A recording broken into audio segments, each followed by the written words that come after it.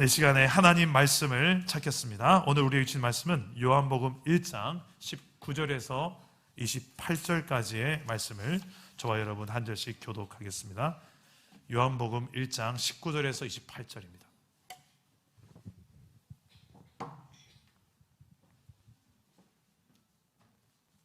요한복음 1장 19절에서 28절, 신약성경 142페이지입니다. 제가 먼저 19절을 읽겠습니다. 유대인들이 예루살렘에서 제사장들과 레위인들을 요한에게 보내어 네가 누구냐 물을 때에 요한의 증언이 이러하니라. 요한이 드러내어 말하고 숨기지 아니하니 드러내어 하는 말이 나는 그리스도가 아니라 한데. 또 묻되 그러면 누구냐? 내가 엘리야냐? 이르되 나는 아니라. 또 묻되 네가 그 선지자냐? 대답하되 아니라. 또 말하되 누구냐? 우리를 보낸 이들에게 대답하게 하라. 너는 내게 대하여 무엇이라 하느냐? 이르되 나는 선지자 이사야의 말과 같이 주의 길을 곧게 하라고 광야에서 외치는 자의 소리로라 하니라. 그들은 바리새인들이 보낸 자라. 또 물어 이르되 네가 만일 그리스도도 아니요 엘리야도 아니요 그 선지자도 아닐진데 어찌하여 세례를 베푸느냐? 요한이 대답하되 나는 물로 세례를 베풀거니와 너희 가운데 너희가 알지 못하는 한 사람이 있었으니 곧 내 뒤에 오시는 그이라. 나는 그의 신발끈을 풀기도 감당하지 못하겠노라 하더라. 이 일은 요한이 세례 베풀던 곳 요단강 건너편 베다니에서 일어난 일이니라. 아멘. 오늘도 말씀으로 우리에게 찾아오시는 주님 만나기를 축복합니다. 제가 지난 주 중에 우리 교회에서 지금 하고 있는 119 전도, 일주일에 적어도 1시간은 영혼 구원, 119, 일주일에 1시간은 영혼 구원을 위해서 시간을 쓰자. 그래서 뭐 노방전도든 전화로 하든 불신자를 만나든 선물을 하든 최소한 양심상, 신앙 양심상 우리가 일주일에 1시간은 그래도 전도하지 않나. 그래서 우리 119 전도 작정을 하지 않았습니까? 그런데 그 119 전도를 저도 동참하려고 화요일 날에 오후에 이제 전도팀과 함께 전도하러 나갔는데요. 요 앞에 우리 경로당을 좀 다녀왔었습니다. 그냥 가면 좀 그래서 또 먹거리도 가져가고 선물도 가져가지만 제가 기타를 들고 왔어요. 기타 들고 가서 다 이제 저희 어머니 뻘 되시는 분들이라서 가서 축복성도 불러줬습니다. 나실제대로 다들 너무 좋아하시더라.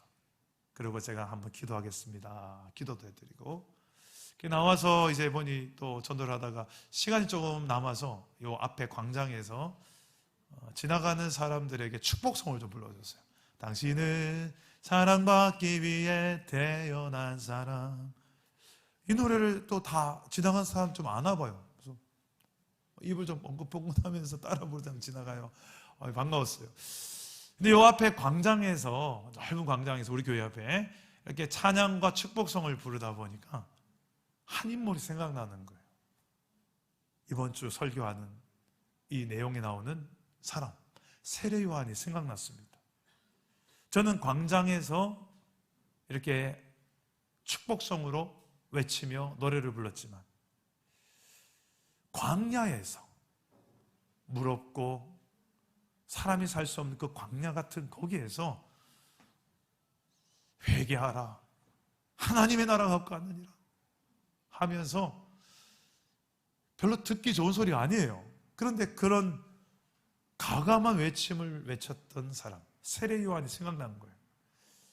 야, 사람들이 어떻게 반응했을까? 어떻게 그런 용기를 내어서 광야에서 이런 회개를 외치면서 살 수 있었을까?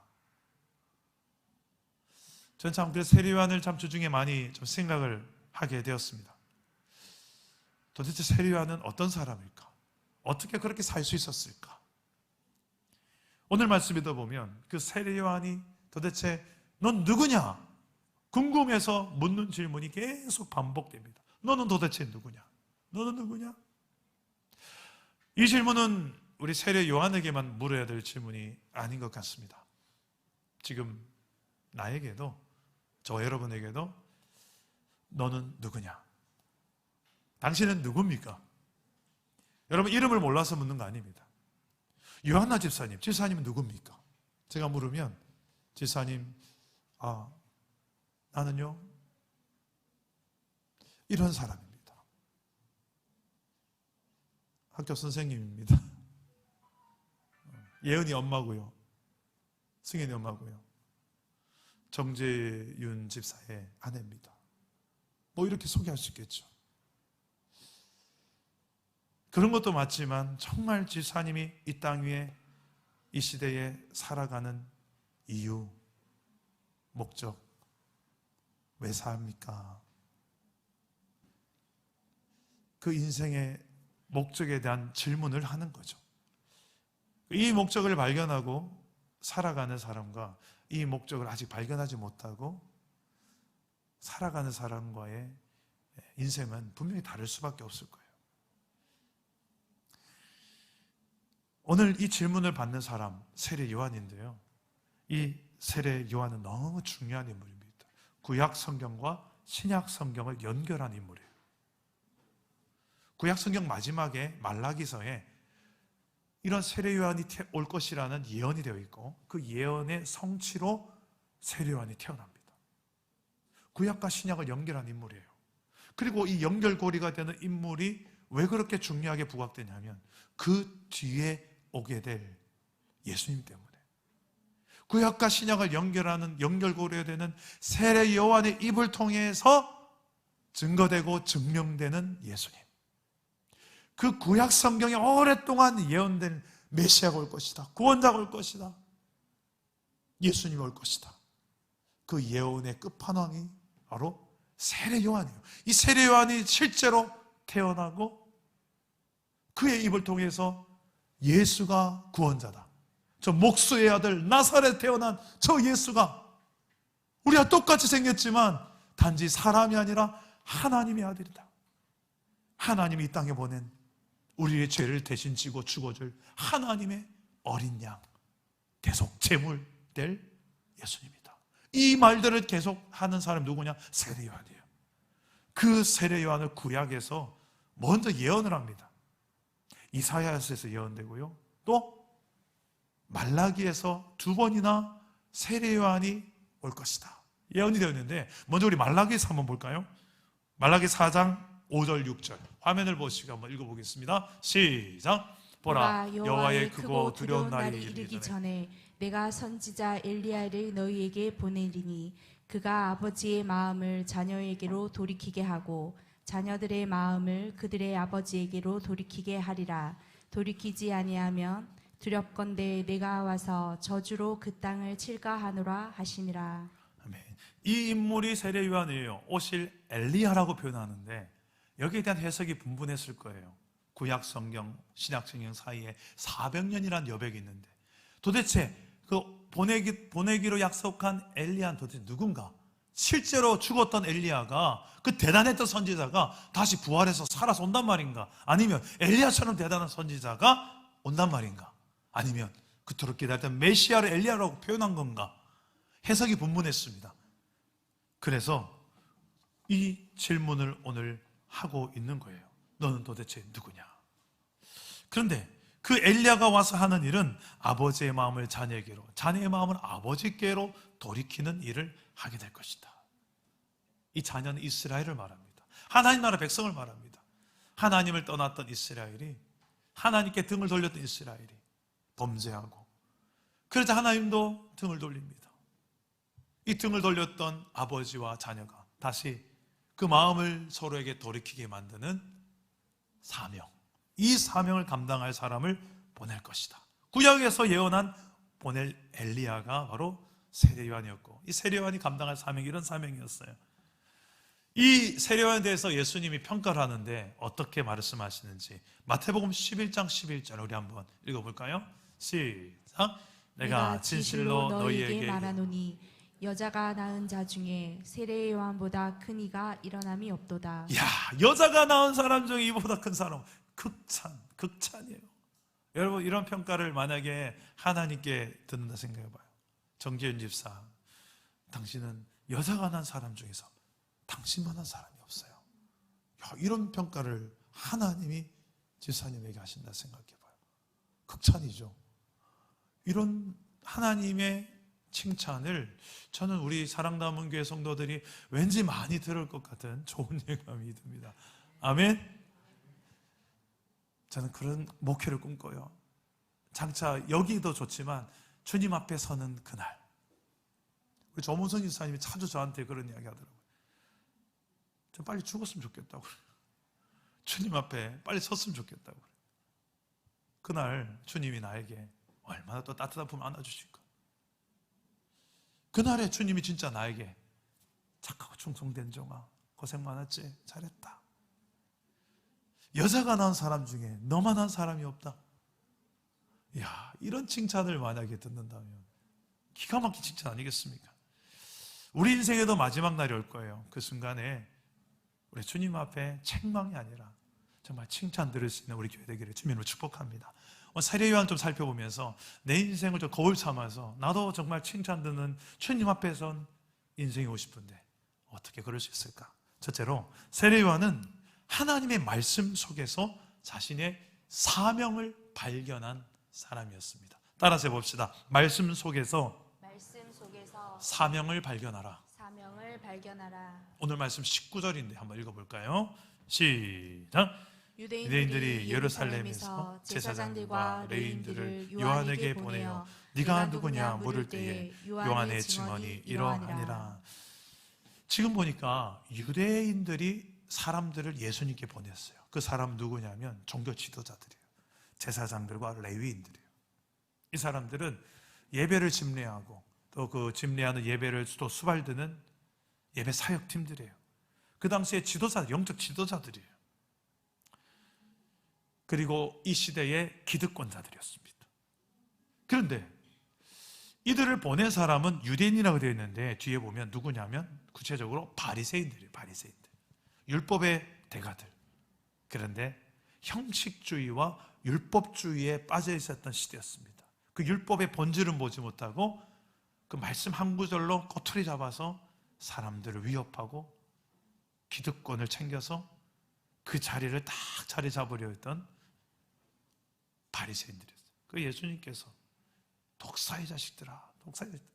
이런 바리새인들의 이미지가 그렇게 좋지는 않습니다. 그 바리새인들이 기득권자였던 바리새인들이 기득권자였던 제사장들과 레위인들을 세례 요한에게 보냈던 이유가 뭘까? 그만큼 세례 요한이 대단했던 영향력을 가졌기 때문입니다. 넌 도대체 누구냐? 라고 묻습니다.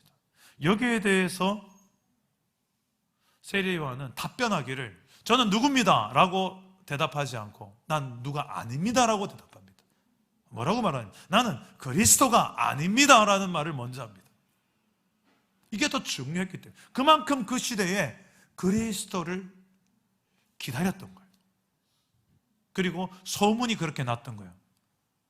혹시 우리가 기다렸던 그리스도가 저 사람 아닌가? 이 소문이 났던 거예요. 그러니까 세례 요한은 빨리 그것을 아니다라는 표현을 정확하게 합니다. 우린 조금만 내가 뭐 대단하고 박수 받으면요 내가 이러고 싶은 마음이 있거든요. 맞아, 나 그 정도로 대단한 사람이야. 대접해. 나 그 정도 대단. 우리 안에 이런 게 있거든요. 그래, 이제 당신이 날 사람을 좀 알아보네. 그래. 저만 그렇군요. 좀 뭔가 잘했을 때 여러분 그런 마음 들 때가 있지 않나요? 그러면 우쭐대고 싶고 대접을 좀 해봐. 이럴 때가 있지 않나요? 근데 세례 요한은 지금 제일 잘 나가는 그 시대 제일 잘 나가는 사람이에요. 내가 그리스도다 라고 해도 다 믿을 판이에요. 근데 그는 그 선을 넘지 않아요. 나 그리스도 아니다. 아니다. 뒤에 보면 알겠지만 나는 뒤에 올 그분의 신발끈도 풀 자격이 없는 사람이다. 자기를 그냥 팍싹 낮춰버립니다. 그러면서 또 그 다음에 질문이 들어요. 그럼 그리스도가 아니라면 너 그럼 엘리야냐? 말라기에 예언된 그 엘리야냐? 엘리야 아니다. 너 그러면 혹시 그 예언된 그 선지자냐? 선지자도 아니다. 그럼 도대체 너 누구냐? 그때 나는 누구다라고 대답하는데 우리 이사야서 말씀을 인용해서 본인을 소개하는 이 세례요한, 우리 한번 읽어볼까요? 23절, 오늘 말씀 23절입니다. 함께 읽겠습니다. 시작. 이르되 나는 선지자 이사야와 말과 같이 주의 길을 곧게 하라고 광야에서 외치는 자의 소리로라 하니라. 야, 여러분, 세례요한이 왜 이렇게 자신을 소개했을까요? 전 이 말씀 묵상하다가 이런 생각이 들었습니다. 세례요한은 구약 성경을 열심히 읽었구나. 이 당시는 신약 성경이 없던 시대입니다. 아직. 구약 성경을 아주 열심히 읽었어요. 그 말씀을 읽다가 이사야서 본문에서 나를 본 거예요. 아, 내가 이런 사명을 가지고 살아야 될 존재구나. 바로 광야에서 외치는 자의 소리가 나구나. 여러분, 이런 성경을 읽다가 내가 이렇게 살아야 될 사명이 있는 사람이구나. 그 하나님의 컬링, 하나님의 부르심을 경험한 사람이 있습니까? 하나님, 왜 나는 이런 가정에서 태어났어요? 왜 난 이런 사람과 결혼했어요? 왜 내 자식은 이래요? 하나님, 왜 내 일터는 이래요? 나는 왜 이렇게 영향력이 없어요? 나는 왜? 막 이런 여러 가지 질문들을 막 쏘아 하나님께 올릴 때, 그리고 성경을 쭉 읽다 보니까 아, 그래서 그랬군요. 아, 내가 이렇게 살라고 거기 보냈군요. 사명이군요. 제가 그렇게 살라는 말이죠. 여러분, 이런 말씀 속에서 내가 감당해야 될 사명, 하나님이 내게 주신 임무, 이걸 경험해 본 적이 있으십니까? 저는 너무 많습니다. 사랑나무의 분립개척 시작할 때 아브라함의 창세기 12장의 그 말씀이, 이건 아브라함을 향한 말씀인데 분명히 거의 100% 나를 향한 말씀으로 확신으로 들려지는 거예요. 새벽 기도하다가. 그래서 아멘 할 수밖에 없게 만드셨어요. 저도 솔직히 두려웠거든요. 담임 목회란 자체가 두렵더라고요. 그때 하나님 너무 부인할 수 없는 확신으로 이 말씀을 주셨어요. 아멘, 하겠습니다. 떠나겠습니다. 경산중앙에 떠나겠습니다. 저 어디로 갈지 몰랐습니다. 근데 확실한 건 떠나는 거였어요. 떠나라. 일단 어디로 갈까요? 떠나라. 떠나는 그 과정 속에 하나님 제게 주신 그 사명의 첫 말씀이 그거였어요. 그리고 그 외에도 성경에 기록된 인물들 많아요. 이삭도, 야곱도, 요셉도, 다윗도, 심지어 예수님의 그 제자들의 발을 씻기고 사랑하는 모든 삶도, 내가 그때 이 사명을 감당해야 될 때마다, 성경을 볼 때마다 너 이렇게 해야지. 이건 너 사명이잖아. 주어진 말씀들이 너무 많아요. 부담스러운 것도 있었죠. 솔직히 하나님, 이건 예수님이니까, 이건 모세니까, 이건 다윗이니까. 저는 그런 그릇이 아닙니다. 저는 솔직히 이런 화가 나고요. 많이 불편해요, 저도. 제 자존심 용납 안 해요. 보기보다 제가 자존심 좀 세거든요. 고집도 세고. 근데 제가 그게 자신이 없어요, 하나님. 근데 왜 자꾸 부담을 줘요? 한 번이면, 두 번이면, 거절하면 이제 안 주실 줄 알았는데 계속 주시대. 이 말씀 앞에 항복할 때까지 항복하고 제가 순종하는 그 순간에 제 안에 자유와 평안이 임하고요. 그렇게 내가 하겠습니다. 해보겠습니다. 그곳에 하나님의 드라마틱한 역사들이 일어나게 된 줄 믿으시길 바랍니다. 어떤 분이 물어봐요. 왜 하나님, 내 인생에는 이런 성경에 기록된 역사들이 1도 안 일어나는 거예요? 내 삶에 누구보다 이런 일들이 많이 필요한데 나는 쳐다도 안 보시나요? 아니요. 내가 그렇게 안 살아서 그래요. 믿음대로 안 살아서 그렇고, 성경에 기록된 하나님 나라 원리대로 안 살아서 그렇죠. 작은 것 하나라도 하나님 내게 요구하는 그 말씀 원리대로 순종하며 사명을 감당하며 살 때 우리의 삶에 더 드라마틱한 하나님 나라의 역사가 내 가정에도 일어나고, 내 일터에도 일어나고, 내 가정 안에 전혀 안 바뀔 것 같은 그 사람도 바뀌게 되는 역사들이 나를 통해서 일어나게 되는 날이 올 줄 믿으시기를 바랍니다. 말씀 속에서 내 사명을 찾고 발견하는 거예요. 둘째로 세리와는 이 말씀대로 내가 어떻게 살아야 될 발견할 뿐만 아니라 그대로 실천하여 살았던 사람입니다. 따라서 봅시다. 말씀대로 살자. 세례 요한이 거주했던 곳이 어디였을까요? 누가복음 1장 80절 한번 화면을 보시고 읽어봅시다. 화면을 보시고 시작. 아이가 자라며 심령이 강하여지며 이스라엘에게 나타나는 날까지 빈들에 있으니라. 예, 이 아이가 이 세례 요한. 세례 요한이 자라나면 점점 강해지는데 이스라엘에 나타나서 활동하기 전까지 그가 어디에서 거주했다고 합니까? 빈들. 이 빈들은 광야를 의미합니다. 먹을 것이 없고 낮에는 그늘이 없어서 뜨겁고 밤에는 일교차로 추운 곳, 광야입니다. 사람이 살기 어려운 곳입니다. 그런 곳에서 어떻게 살았을까? 마가복음 1장 6절에 보니까 이렇게 살았다고 합니다. 우리 한번 화면을 보시고 읽어봅시다. 시작. 요한은 낙타털 옷을 입고 허리에 가죽띠를 띠고 메뚜기와 석청을 먹더라. 야, 메뚜기와 석청을 우적 먹으면서 낙타 털옷을 딱 입고 머리는 주렁주렁 수염도 덥수룩 그리고 가죽띠를 탁 띠고 이렇게 나오면서 터프가이. 그래서 말도 돌려서 못해. 그냥 이 독사 이 자식들아 왜게 한 날 가까이 왔어. 약간 이런 스타일 생각해보세요. 이런 사람.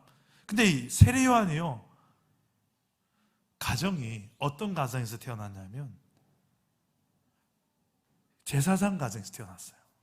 아버지는 아비야 반열에 속한 사가랴, 모친은 엘리사벳인데 이는 대사장 아론 가문에 속한 자손이었습니다. 모두 다 레위 지파 계열의 사람. 그러니까 이스라엘의 명문가 집안의 후손으로 태어났고요, 한마디로 기득권 집안이었습니다. 그냥 미래의 성공이 저절로 보장될 수 있는 그런 집안에서 태어났어요. 그런데 그는 세상의 성공보다 하나님께 받은 사명이 더 중요하게 여겨졌습니다. 광야에서 살았어요. 광야에 외치는 자의 소리가 내 사명이다 싶어서 실제로 그는 광야에 나가 살았어요. 여러분 어떻습니까? 하나님의 말씀이, 하나님께 내게 주신 사명이 그것이라면 당장 내 앞에 보이는 어떤 성공, 즐거움이 때로는 사명과 무관하다면 그게 일치할 수도 있습니다. 내가 직장에 승진하는 게 그 사명과 동떨어지, 그렇지는 않습니다. 직장에서도 빛과 소금의 영향력 있는 선한 영향을 발휘해서 칭찬듣는 일꾼 요셉처럼 그게 맞아요. 역량을 개발해서 선한 역량을 발휘해야 되죠. 그럼 당연히 승진도 하고 하겠죠. 그런데 때로는 그 세상이 원하는, 요구하는 그 길이 크리스찬으로서, 신앙으로서, 사명자로서 가지 말아야 될 것이 있고, 먹지 말아야 될 것이 있고, 입을 썩지 말아야 될 것이 있고, 하지 말아야 될 게 있어요. 때로는 그것 때문에 내 승진길이 더뎌질 수가 있을지라도 그래야 될 때가 있죠. 여러분, 그럴 때 여러분 무엇을 선택합니까? 하나님 내게 주신 사명의 길을, 부르심의 길을 선택합니까? 아니면 세상 사람들 나하고를 하는데 뭐 이 길을 더 선택합니까? 세상의 즐거움과 돈, 명예, 권력, 성공, 이 모든 것들 앞에 내게 주신 하나님의 사명과 말씀, 이것은 잠시 보류, 우선순위에서 밀려나진 않습니까? 말씀대로 살자 우리가 표를 정해놓고 사는데 솔직히 일주일 동안 큐티 매일 7번 한다는 게 쉽습니까? 어렵습니까? 7번도 몇 번 빼먹고 싶은 마음이 있죠. 솔직히 그래 어려워요. 하루 24시간 중에 10분을 말씀 앞에 서 있는 것 자체가 힘든 게 우리 현실 아닙니까? 그게 우선순위가 되어서 살아간다는 게 왜 이렇게 힘들죠? 이게 지금 예배당에서 그냥 이성적으로 생각해 보면 그건 힘든 게 아닌데 그 10분이 뭐라고, 10분 동안 앉아서 읽는 게 뭐라고, 왜 그걸 못하죠? 결론은 시간이 없어서도 아니고 너무 힘들었어도 아니고요. 솔직하게 믿음이 없어서고 마음이 없어서 그렇죠. 다 핑계죠. 그럼 세례 요한은 하나님께 받은 그 부르심 사명에 합당한 삶을 말씀의 원리대로 살아냅니다. 그리고 그가 광야로 갔던 이유가 뭘까? 저는 많이 묵상을 해봤어요. 그거는 그냥 영적 의미지 실제로 광야에 가서 살 것까지 있나? 근데 세례 요한은 그것조차도 내 삶을 광야로 갖다 놓으면서 진짜 광야에 외친 자의 소리로 알아보시다. 이사야에서 예언됐던 광야에서 외친 자의 소리로 모든 사람이 인정할 수밖에 없는 영적 권위의 자리를 그는 만들어내고 실제로 그곳에서 많은 성공과 부귀영화를 내려놓으며 오직 하나님과 사명만 집중하여 살아가는 길을 선택했던 거예요. 여기서 찾아가는 이 광야는 참 많은 것을 생각하게 합니다. 지금 이스라엘의 상태가 광야예요. 로마의 식민지로 살고 있어서 주권을 상실했던 이스라엘, 그게 광야고요. 게다가 신앙도 무너져 내려서 예수님이 성전에 가서 판을 다 뒤집어 엎지 않습니까? 예배하는 그곳에서 장사하는 곳으로 바꿔버린 이스라엘의 영적 현실, 그들의 신앙도 무너져 있는 광야와 같은, 정치도 경제도 그들의 신앙도 참 힘겨운 상태, 이스라엘의 영적인 광야 같은 현실이었습니다. 그 광야 속에서 외치는 자의 소리가 바로 세례 요한이었어요.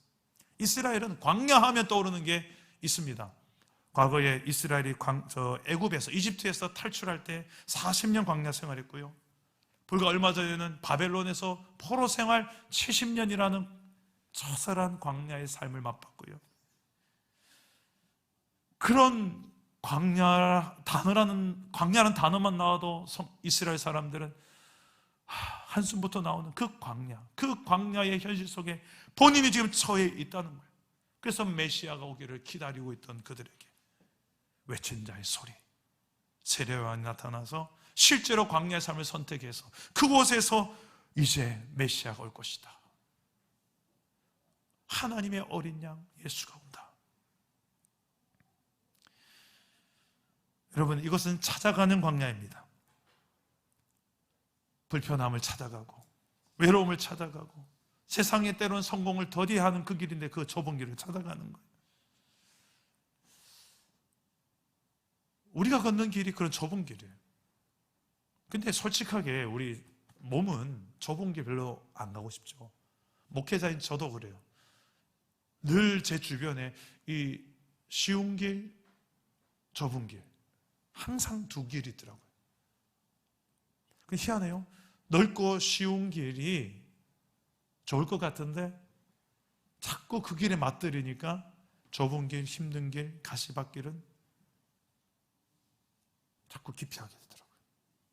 머리 굴리게 되고 잔머리 굴리게 되고, 이건 잔머리 굴려서 될 문제가 아니라 그냥 감당해야 되는, 누군가 감당해야 되는, 땀 흘려야 되고 눈물 흘려야 되고 고난 당해야 되는, 수치당하고 모욕당하고 누군가 당해야 되는 그건데 여기서도 좀 더 덜 아픈 방법이 없을까?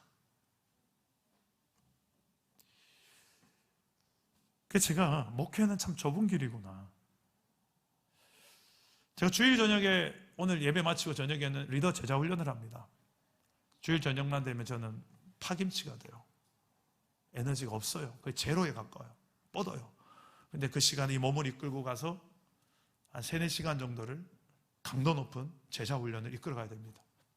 그들을 통해서 강력한 리더십을, 주님을 따르는 제자, 무리가 아니라 그냥 여중이 되지 끌려다니는 무리가 아니라, 종교생활하는 그냥 무리가 아니라 진짜 예수님 닮은 제자로, 예수의 제자로 만들어내기 위해서 그런 제자훈련, 리더 제자훈련 하잖아요. 지금 계속 우리 교회 이걸 하고 있잖아요, 제가. 근데 가서 에너지가 제로예요. 제로 상태에서 앉아가지고 힘이 하나도 없다. 근데 놀라운 사실은 그 에너지 제로였던 제가 이제 1시간 지나고 2시간 지나고 3시간 지나고 헤어질 때 되면 팔팔하게 살아나요. 저만 그런 것이 아니라 훈련생들도 같이 살아나서 마지막에 축복성 부르고 허그하고 헤어질 때 눈에 그렁그렁한 눈빛으로 세상으로 다시 나아가는 그 제자들의 얼굴들을 맛보는 그 시간 잊을 수가 없습니다. 그 맛에 제자 훈련하죠. 저는 솔직하게 말하면 여러분들을 예수 닮은 제자로 만드는 것도 사명이지만 제가 살려고, 제가 예수의 제자의 길을 걷는 게요, 목회자지만 저도 쉽지 않아요. 저도 솔직히 넓은 길 좋아해요. 좁은 길 좋아하는 사람 누가 있습니까? 편안하고 안전하고 아무런 위험 부담 없고 계산기 두들려서 완벽하게 해답이 나와야만 가고 싶고, 저도 그러고 싶습니다. 그런데 그럴 때도 있지만 그러지 않을 때가 참 많더라고요. 아무리 계산기 두드려 답 안 나오는 현실도 많고요, 아무리 두드려도 이거는 계란으로 바위치기 하는 같은 것도 많고요. 그런데 계란으로 바위를 던지래요. 그 좁은 길,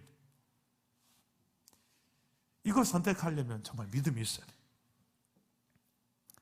자, 그래도 이렇게 힘든데 솔직히 금요 성령 집회 때 정말 성령 충만을 기도하고 나니까 제 마음에 거룩한 부담감을 성령께 또 주십니다.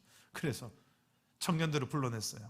제가 청년부를 담당하고 있으니까, 얘들아 우리 1대1 제자 훈련하자. 그래서 다 계획 잡았고요. 지금 많은 청년들이 한 명씩 지금 제가 제자 훈련할 것을 고민하고 있어요. 청년들이 각자가 너무 바쁘니까 다 한 시간에 모이기 힘들더라고요. 한 60분, 90분을 해야 되기 때문에 그런 제자 훈련을 또 제가 고민을 하는 거예요. 여러분, 이렇게 제정신으로 할 수 있겠습니까? 좀 저도 편안한 목회를 하고 싶지 않겠습니까? 그냥 제일 편안한 목회는 이거예요. 그냥 주일날 설교만 딱 하고 일주일 내내 여러분 승리하십시오, 끝! 이게 제일 편안한 목회예요. 전도도 여러분 알아서 하시고, 교제도 알아서 하시고, 훈련 여러분들 뭐 셀리더랑 뭐 잘하시고 좀 알아서 훈련 좀 하시고, 그럼 전 너무 편안한 목회를 하는 거예요. 설교만 하고 싹 사라지고. 근데 목회가 그게 아니잖아요. 아프다 하면 병원 달려가야 되고, 시험 들었다 하면 몇 개월이 걸려도 어떻게든 저 영혼 좀 회복시키려고 막 징글징글하게 제가 어떻게든, 그게 목회더라고요. 왜 그렇게 할까요? 주님이 먼저 그렇게 사셨고요, 그 길이, 십자가의 길이 있어야 그 다음에 부활의 영광이 있는 줄 믿기 때문입니다. 세례 요한은 그렇게 광야를 선택하며 찾아갔어요. 때로는 찾아올 때가 있습니다. 나는 원치 않지만 광야가. 그런데 이렇게 실제로 내가 찾아가는 광야가 있어요. 그 고난의 십자가 좁은 길을 향하여 여러분이 가정을 위해서, 일터를 위해서, 교회 공동체, 이 시대를 위해서 찾아가야 될 광야는, 좁은 길은, 십자가는 무엇입니까? 마지막으로 세례 요한은 예수를 전하며 살았습니다. 증거했습니다. 따라해 봅시다. 예수를 전하자. 예수를 전하자. 25절을 함께 읽겠습니다. 시작. 또 물어 이르되 내가 만일 그리스도도 아니요 엘리야도 아니요 그 선지자도 아닐진데 어찌하여 세례를 베푸느냐. 이 종교 지도자를 묻습니다. 야, 네가 뭔데 세례를 베푸냐? 무슨 권리로? 너 그리스도도 아니라며. 너 엘리야도 예언된 그 엘리야도 아니라며. 너 선지자도 아니라며. 무슨 권리로 세례를 주냐? 여러분, 그 당시에 세례를 줬던 의식은 에세네파라고 해서 수도원적인 경건한 분파였습니다. 여기에서 정결 의식으로 세례를 주곤 했습니다.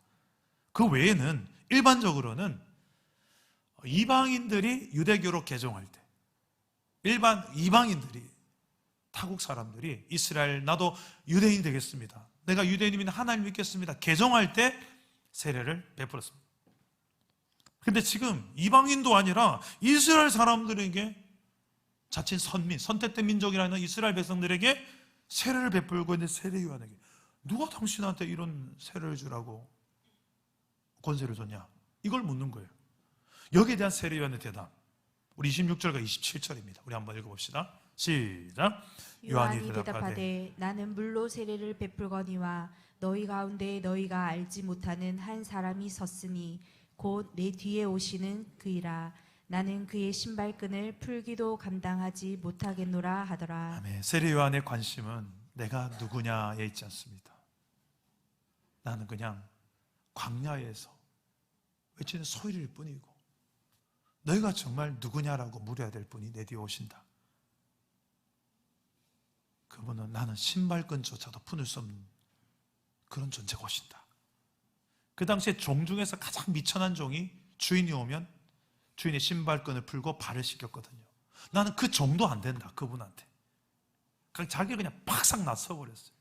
제일 그 시대 유명했던 사람이 넘버원이었던 그 사람을 네 누구냐 했는데 나한테 관심 가지지 마라. 나는 그냥 광야에서 소리를 부르고 내 뒤에 오는 이분을 봐요. 이분이다. 그는 하나님의 보내신 세상 죄를 담당하러 이 땅에 오시는 하나님의 어린 양이다. 나는 그분의 신발끈도 풀 자격이 없는 사람이다. 너희가 알지 못한 그 사람이 내 뒤에 올 것이다. 이런 이야기를 하고 있는 거예요. 그 예수님을 너희가 관심 가지고 그 예수를 만나야 된다. 그 예수를 만나면 너희가 죄 사함을 받게 될 것이고 그 이전에 너희는 먼저 회개하는 시간을 가져야 된다. 그래서 세례 요한은 회개를 의미하는 물 세례를 베풀었던 거예요. 우리 마가복음 1장 4절 말씀을 우리 한번 읽어봅시다. 시작. 세례 요한이 광야에 이르러 죄 사함을 받게 하는 회개 세례를 전파하니. 이 물 세례는 회개를 의미했습니다. 참 회개가 뭘까? 아까 읽었던 말라기 4장 6절에 힌트를 얻을 수 있습니다. 회개란 이런 겁니다. 우리 한번 읽어봅시다. 시작. 그가 아버지의 마음을 자녀에게로 돌이키게 하고 자녀들의 마음을 그들의 아버지에게로 돌이키게 하리라. 돌이키게 하는 게, 돌이키는 게 회개예요. 돌이키려면 먼저 죄의 자각이 있어야 됩니다. 따라서 합시다. 죄의 자각. 내가 죄인이구나. 내가 그때 했던 행위가 다 죄였구나. 우리는 어떻게 보면 죄를 빨리 들켜야 됩니다. 아니, 정확하게 말하면 이미 들켰어요. 하나님께는. 들켰는데 안 들킨 것처럼 살아갈 뿐이지 하나님이 다 알고 계세요. 내가 이미 들켰구나라는 것을 언제 깨닫냐면 성경을 읽다가 이거 내 이야기인데 내가 그때 행동했던 게 이건데 하나님이 다 알고 계시구나. 그렇게 깨달아지고 믿어질 때가 있지 않습니까? 성경을 읽다가 죄가 자각됩니다. 그 다음에 내가 죄인이구나, 내가 죄를 지었구나, 하나님 앞에서 하나님 다 알고 계셨구나, 이미 난 들켰구나. 그 죄에 대한 자각이 회개의 첫 출발입니다. 그 다음에는 깨달았으면 깨닫고 가만히 앉아서 절절절 울고만 있는 게 회개가 아니라 그 다음은 쓱 돌이켜야 됩니다. 죄의 길로 울면서 계속 가는 사람이 있어요. 이거 죄인데 이거 회개 아닙니다. 그건 눈물 많이 흘린다고 회개 안 해요. 울다고 해결되는 게 아니에요. 울면 빨리 돌이켜야죠. 돌아서는 게 회개예요. 어디로? 적극적 회개의 완성은 돌아서서 하나님께로 뜨고, 이게 회개의 완성인 줄 믿으시기 바랍니다. 큐티 나눔 하면서 이게 제 모습이네요. 연약함이네요. 그리고 어떻게 합니까? 이렇게 돌아설 것을 결단하고 적용해서 뚜벅뚜벅 걸어가는 데까지 가는 게 큐티의 목적이지, 그냥 여기서 계속 앉아 울고만 있는 게 큐티의 목적이 아니에요. 내가 이런 죄를 하나님 원하시는 그 길로 뚜벅뚜벅 한 걸음이라도 걸어갈 수 있는 진정한 회개의 완성을 여러분들과 제가 이루어가면서 주님의 뜻을 이루어드리는 복된 삶을 살기를 주님으로 축복합니다. 그런 세례 요한이었기 때문에 그 길을 제시하기 위해서 이 땅에 와서 그 사명을 감당하기 때문에 주님의 마음을 얼마나 시원케 했을까. 여자에게서 난 사람 중에 이보다 더 큰 사람 없다. 말씀을 맺겠습니다. 비록 광야에 외치는 소리, 별로 존재감 없는 사람처럼 성경이 나에게 너는 이런 존재야라고 말해서 나는 참 별로 그냥 광야에서 소리만 지르는 그런 인생인가? 성경 그렇게 말하지 않습니다. 그 소리의 내용이 무엇입니까? 예수 그리스도. 예수 그리스도. 그분은 창조주고 하나님의 아들인데 왕이십니다. 온 우주를 창조하는 다스리는 왕입니다. 그 왕이 이 땅에 인간의 모습을 입고 오셔서 백성을 대신해서 죽어버리려고, 피조물의 연약함과 죄와 허물을 대신해서 죽어버리려고 오신 창조주, 신발끈도 못 풀 것 같은 연약한 종 중에 종, 가장 미천한 나를 위해서 내 죄를 대신해서 죽어주려고 오신 주인, 그분이 내게 찾아오셨다라고 외친다는 거예요. 전한다는 거예요. 그렇다면 광야도 한번 나가볼 만하지 않습니까? 여러분의 손해도 고난도 좁은 길도 무의미하지 않을 것입니다. 그게 우리의 신앙입니다. 오늘 말씀 속에서 거울 삼아 또 나침반 삼아서 내가 얼마나 주인 됐는지 그걸 또 발견하시고 나아가서 내게 주어진 사명은 무엇인지도 발견하셔서 구체적으로 어떻게 하면 좋을까요? 구체적인 말씀의 원리를 또 발견해서 실천하여 살아갈 때, 그리고 그 내용의 핵심은 나의 구원자 예수를 증거하며 그 예수 그리스도의 통치 아래 살아가는 그 삶을 선포하는 이 시대에 광야에 외친 자의 소리, 우리 사랑다운 교회 모든 성도 되기를 주 예수 이름으로 축복합니다. 우리 함께 찬양하고 기도합시다. 광야를 지나며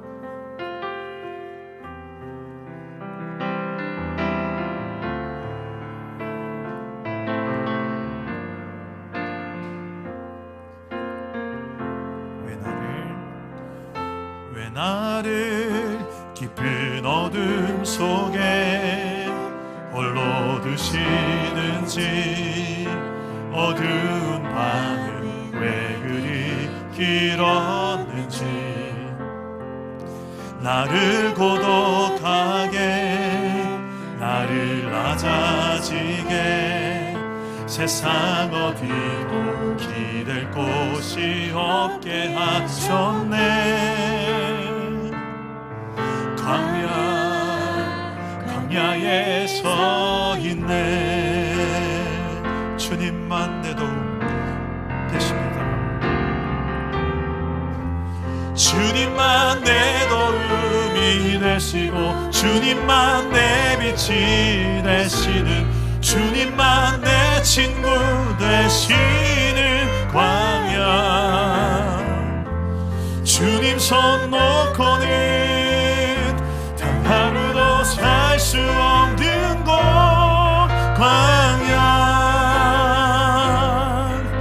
광야에 서 있네. 우리 한 번 더 고백합시다.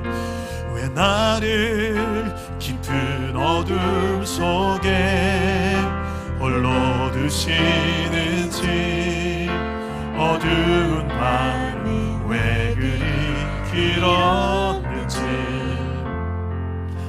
나를 고독하게 나를 낮아지게 세상 어디도 기댈 곳이 없게 하셨네.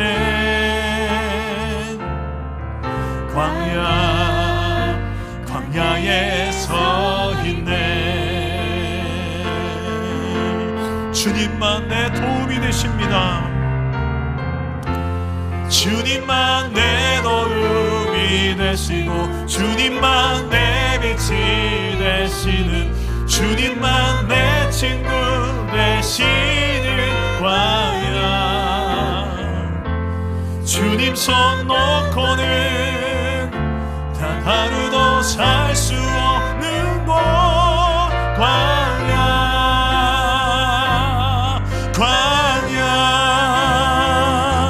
주께서 나를 사용하시려, 나를 더 정결케 하시려 나를 택하여 보내신 그곳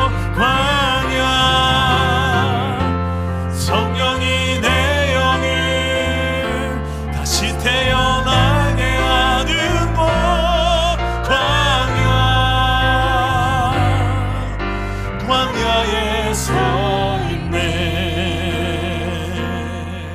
내 자가 산산이 깨지는 그곳, 내 자가 산산이 깨지고 높아지려 했던 내 꿈도 주님 앞에 내어놓고 오직 주님 뜻만 이루어지기를,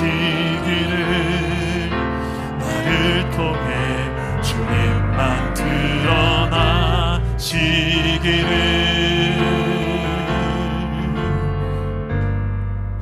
광야를 지나며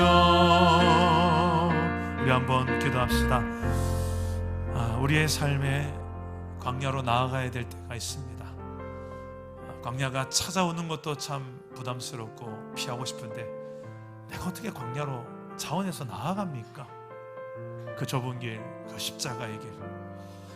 근데 여러분 잘 보세요. 누군가는 그 고난의 십자가를 질 때에 그곳에 놀라운 하나님의 드라마틱한 역사가 성경에 다 일어납니다. 그 십자가를 누가 지겠습니까? 우리 가정 안에, 우리 일터에, 우리 교회 공동체에, 이 시대에 그 거룩한 부담감, 뉴스를 보면서 나오는 부담감, 다 여러분 하나님이 주신, 내 안에 주시는 그 부담감들, 이 사명의 부담감 아니겠습니까? 아버지요, 내가 먼저 만난 예수님을 나도 증거할 수 있는 내 삶으로, 내 입술로 주여 이 사명의 길, 비록 좁고 협착한 길이지만 이 광야로 찾아가서 그곳에서 외치는 자의 소리로 나도 사명 감당하게 하여 주시옵소서. 우리 시간에 여러분의 그 광야를 향하여, 여러분이 걸어야 될 그 좁은 길을 향하여, 그 사명의 길을 향하여서 주여 나도 말씀대로 한번 살아보겠습니다. 매일같이 말씀 붙들고 이 시간에 순종의 다짐을 하면서 우리 한번 감당할 힘을 달라고 저를 따라 기도하겠습니다. 주여 은혜를 주옵소서. 주여 은혜를 주옵소서. 주여 사명 감당케 하옵소서. 주여 사명, 주여 믿음을 주옵소서. 주여 믿음을 주옵소서. 기도합시다. 하나님 아버지, 우리의 가정과 우리의 일터와 이 시대 속에서 우리 교회 공동체 가운데서 내가 아버지 있어야 되는 이유, 주여 이 사명 알게 하여 주옵소서. 말씀 속에서 깨달아 알게 하여 주옵소서. 발견한 그 사명을 어떻게 감당할 수 있을지, 그 또한 말씀에서 기록된 대로 그 하나님의 말씀의 원리대로 살아서 그 하나님 원하시는 방법으로 하나님의 뜻을 이루고 하나님의 나라와 그 뜻을 이루며 아버지여 무너진 내 삶의 수많은 하나님 그곳에서 아버지의 마음을 자녀에게로, 자녀의 마음을 아버지께로 돌이키게 만드는 이 사명의 길을 나도 걸어가게 하여 주옵소서.